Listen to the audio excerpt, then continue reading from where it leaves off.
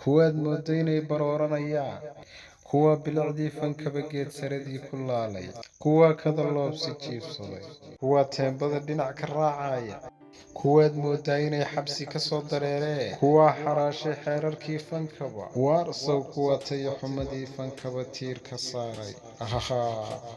halkan kugu soo dhaweynaya waxay tahay ku daya Cabdilaahi Diiriye Sooraad, ku daya Sulfe, ku daya dhalinyarada nujuumta geeska ee adiga kula filka ahaa ee fanka iskaga tegay sida wiilka yar ee la oran jiray Axmed Biif.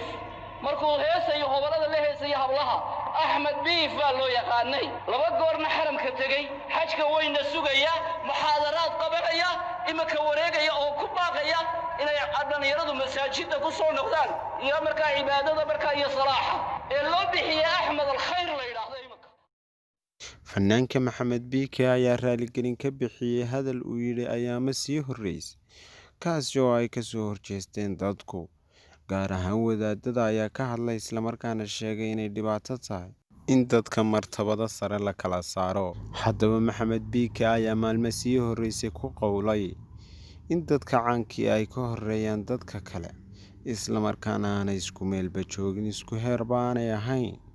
haddaba Maxamed Biike ayaa arrintaasi raaligelin ka bixiyay islamarkaana sheegay inuu qaldamay loo dulqaato, oonu isagu sida loo fasirtay uusan u jeedin, islamarkaana ay ahayd wax kale.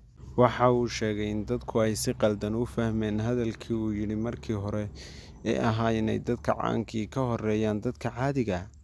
haddaba Maxamed Biike ayaa sheegay in loo dulqaato, islamarkaana haddii hadalkiisii si qaldan loo fahmay loo dulqaato isagana.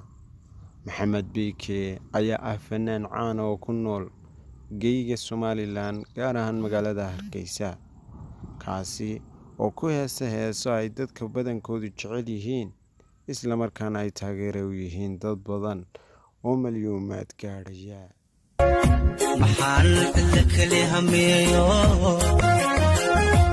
qalbiyo koorkayo masalo jacaylan dhexmaray.